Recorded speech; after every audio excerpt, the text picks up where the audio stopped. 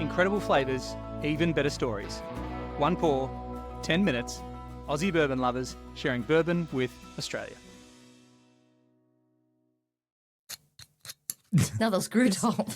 This is so boring when we were screwed up. We don't get a cool pop. The most exciting timpani ping pong bong noise. That was so exciting, and then every time it sounds like you're opening a. I don't know. Oh, it's just a different noise, Dave. It's not as much fun. What are we having, H? We're having an Old Forester tonight, and we're having it in a special little Kentucky Bourbon Festival glass. KYBF. Yeah, and because if you're listening to this, whenever you're listening to this, we're in Kentucky. Cheers. Oh, what a ting. That was great ting from like our little festival or something. glasses. Old Forester 100 proof. So not the, normal one. And in Australia, Old Forester 100 proof is like a thing. Because I think it's easy we to come don't by. have it. Or not. You need to get it online, definitely. Oh. Well, You say it's easy to come by like you do the shopping. You don't do any of the it's shopping. easy for Dave to come by. No, as in, can you buy Old Forester from Dan's? No. You have to buy it online. Well, you might find a special dance that has it, but okay. No. But you can find these bottles online, and I did find these for quite a good price, and was very pleased to get my hands on that. They're good. But tell me, H, why are we having the first bottle of bourbon, Old Forester 100 proof? Why are we doing that? We're having that, and we're having it in our Bourbon Festival glasses because tonight's episode Wait, is... I'm going to interrupt you. Oh, no. I've been thinking a bit. So we never drink out of a wee Glencairn, which is what these are. These are these. Teeny It's like a tiny. mini Glencairn. We never drink out of them. Well, Your festival tasting glass. it's a festival tasting glass, right? They give you one as you walk in to KBF and lots of other festivals. But I have been thinking about this, that I was dreading, not dreading, but like not looking forward to tasting bourbon at KBF in a little glass. Teeny tiny glass. Because they're so little, and I really want to get a big glass and swoosh around. We've got these lovely Denver and Wiley ones that we use a normal size Glencairn or whatever, like that thing. And so I was like, oh, I'm worried about the amount of flavour. But nosing this, I love an Old Forester, but goody gumdrops, this is delightful. Just because it's a tiny glass doesn't mean it's tiny flavour. And shove your nose right in, or as much of your nose you can get in there, in my case. So tell me, H, why are we, it's taken us 2 minutes and 20 seconds to get this. Why are we drinking Old Forester? I wanted to discuss the top five things that we love or have experienced about going to Kentucky, just in case any of our listeners have the privilege of getting to Kentucky or, want to put on their bucket list going to Kentucky.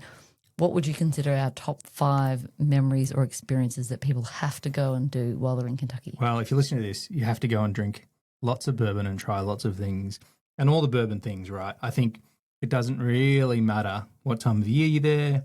It doesn't matter how you like to drink it, if you prefer cocktails or neat or on the rocks. There's so many great distilleries. Go and experience some stuff. Yeah.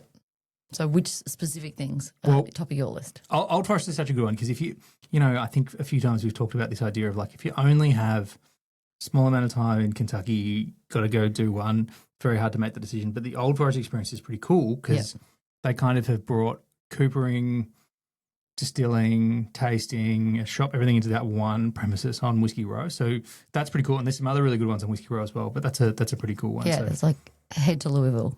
In other words, head to Louisville, go to Old Forester. There's lots more opening now in Whiskey Row. I know Green River and Pursuit, and obviously Michter's is there, and Angel's Envy. Town's open, of course.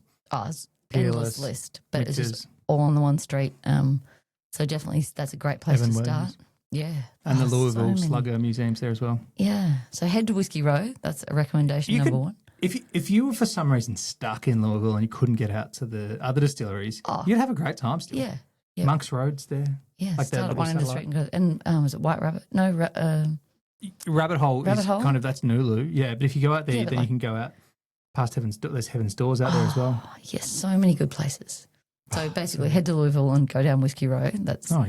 That'll start your bucket list off. And get one of those bird scooters. How good's that? It's like a lime scooter in Melbourne, but the bird scooter, you can get lime scooters as well, but jump on make them sure it has a mud guard on it because you can get splashed. Flying along the street and came out all wet. But probably, Whiskey Row. Another one I'd say is if you get the chance to head out to the distilleries, obviously one of our favourites, Makers, is a great distillery to go to. Maker's Mark in Loretto, Kentucky. Yep. Star Hill Farm. I know. It's awesome.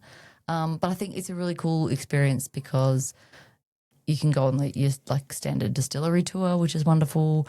But they have lots of great other stuff now as well. Like there's bushwalks and experiencing the farm, and there's a yoga session, and like a lot of different things where you can experience more than just drinking bourbon, which, you know. And, you know, I reckon there's probably a pretty good chance that whoever you're going with, unless you're travelling for work like I do, you're probably going to travel with someone who maybe doesn't love bourbon the way that you do. Yeah. Like we're pretty lucky and unique that we both love enjoy it. bourbon. But you probably have to drag someone along to a tour or a tasting. Yeah. They're bloody or a interesting. designated driver. You know, they can go do the yoga session or the bushwalk and you can go and do a tasting. Yeah, but the tastings are interesting and they really do tailor them to everyone and anyone. So they're great fun and well worth kind of experiencing, I think. Yeah. The tastings are awesome. They guide you through it. The tours are, I think, so interesting and good fun. Yeah. Yeah. And there's often, some activities and stuff as well. But yeah, like pick your favourite bourbon and find out where the distillery is in Kentucky and visit it. That would be my second recommendation. And so the idea of this is memories, right? Like your favourite kind of moments. Because we were at Maker's Mark and you wrote something down here that you... Maker's Mark, you got to go and try the restaurant because they have the most incredible cornbread I've ever eaten. The first year we went, I was like, I didn't realise cornbread was this good. But I've come to realise that cornbread isn't that good except for there. It was amazing. I've been hunting. I try cornbread at every other place I go to now to see if it's quite as good as there. And I think I've come across some really Is it called griddle cornbread or something like that? Like it's a real thing. A lot of butter. It was real delicious. crispy on the outside. It was really delicious. Piping hot, crispy. Oh, it's good. So order some cornbread at Maker's Mark. Maker's Mark for sure. I think it's called Star Hill Farm Provisions, that little restaurant. It's really good. Yeah. Yeah. And if you're there in September, and this is the first reason we ever went to Kentucky, is highly recommend hitting up Bourbon and Beyond, the music festival. So in the last year, it won the world's best music festival, actually. So which is... That doesn't surprise me because it was really great. We had pretty big music festivals. Yeah, we went because we had some muso friends heading over and we were going to America and we're like, let's all meet up at Bourbon and Beyond. And we were like, oh, that sounds cool. Yeah, the lineups are always excellent. Yeah, and it's just like double stage, so you're never kind of waiting for an act to come on. There's lots of great food, lots of bourbon, lots of like a really great mix of people. And really, I love that, yes, there's some really well-known musos up there that you might be busting to go and see, but they also put in lots of new ones because we've made some really great discoveries. Yeah, and actually now you're saying that, I was singing along with all the windows up on my drive home from work tonight to one of the bands we discovered there. So you're right. It's a really cool place to hear from artists who you might not have heard of before. Or might not otherwise listen to or, Yeah, I think that's true of all music festivals. I attribute Bourbon and Beyond to my healing of country music, Yeah. Right. Yeah. There is some country music there if you're not big fans of that. Brace yourself for that. The other thing that is when you're in Kentucky, one of our favourite things, or, we often talk about it, is to get to the distilleries, which when you're kind of, depending on what you want to pick, there's the great kind of resource of the Kentucky Bourbon Trail. So you can see where all the stuff is and you can see that they're spread out, or you can hit a little region and go to a few.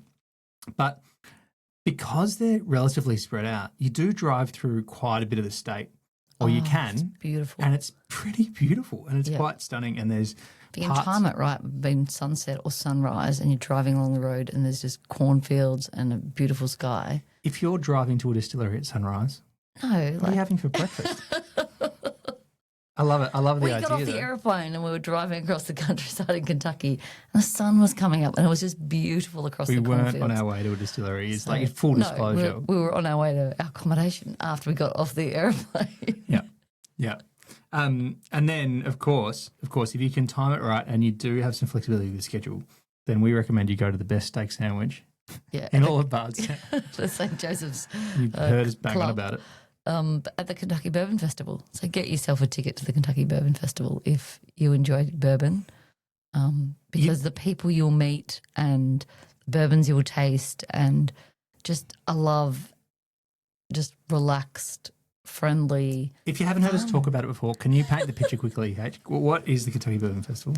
It's a festival.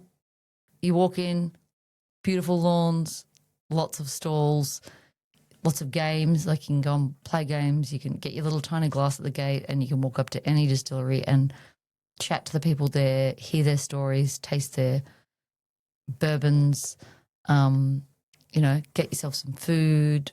There's some great, there's a stage that we can listen to really clever people, unlike us who pretend we know what we're talking about. Well, we don't pretend we know what we're talking about. They actually know what they're talking about. They actually know what they're talking about, and you can learn all kinds of different things in the world of distilling and, what's happening. And they have art and craft stuff there, people who paint. It's just really like fabulous 3 days. And the reason we're talking about all this is that we're on our way there as you're listening to this. And we are rather excited about it. So the next time you'll hear from us, we'll probably be wrapping up our experience at KBF. And we're jolly excited to be going. And we're very excited to be taking you along as well. Yeah. If you happen to be listening to this as it gets released, jump on the socials and follow along with our experience because it's going to be lots of fun. And whip out your favourite bourbons and taste along with us because we're going to have a jolly good time, just like this delicious Old Foe 100 proof. But there's lots of other ones too because that's what the Kentucky Bourbon Festival is all about. Yeah. So come with us to Kentucky. Cheers. Thanks for listening. Make sure you're connected with us on TikTok, Instagram and YouTube, and stay connected with us by clicking subscribe on your favourite podcast app.